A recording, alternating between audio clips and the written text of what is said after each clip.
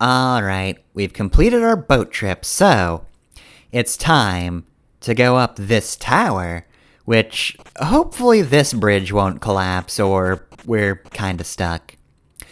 Alright, so playing as Sypha again. When do I get ice? I know I get it this time. And I can't wait to show it off, because ice is very good. But I guess while I'm waiting, I should finish up going over stuff from the manual, because it's been surprisingly time-consuming. But you've gotta know just how hard they tried to make Castlevania 3 sound very spooky. Wait, are we at the stage's gimmick already? We might be. Not quite. Okay, for now we're just climbing up the stairs with these very annoying gargoyles being generated at the sides. I don't like them, and they're very annoying to hit, and really, one of Sypha's biggest weaknesses is that it's kinda hard to cast magic from stairs. I'm pretty sure I've done it before, but I can't do it reliably. It is hard to stairs and sub-weapon at the same time, given the fact that you have to hold up in order to actually climb them. Which makes these guys much worse. You might want to switch to Trevor here, just so he can whip things from the stairs. He can still normal attack, no problem. Well, slight problem. It's still stairs, so it's still awkward, but it's slightly less bad, and man, that guy was booking it. Alright, anyway though, yeah, I really appreciate how much the manual just tries to make the game sound spooky. Like, the basic information of the game is referred to as how to play in the graveyard! Ooh. And of course you have clearing a level of terror! Countdown to your last gasp! So I guess if time runs out, you just lose the ability to breathe. Damn you, Dracula, and your sudden asphyxiation spell. But anyway, considering the item we just got, we're going to pay Dracula for the asphyxiation back tenfold with ice.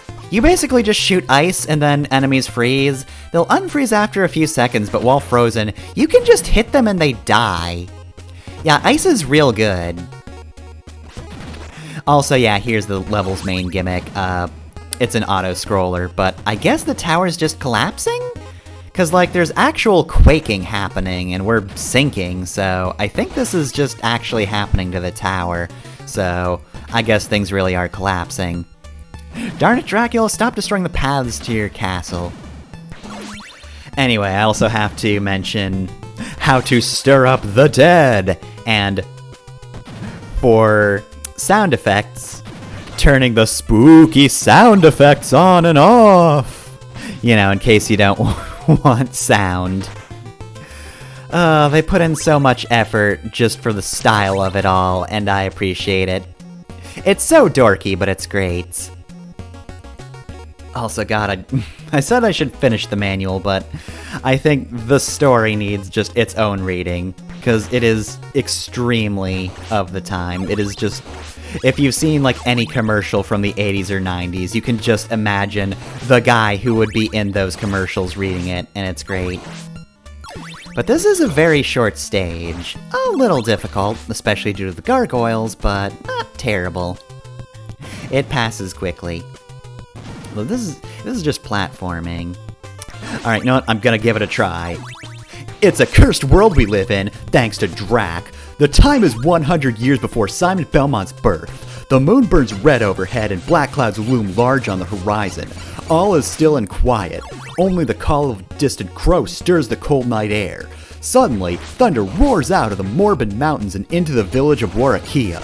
Like the yell of an angry giant, the terrible sound shakes homes and shops as if they were sapling branches.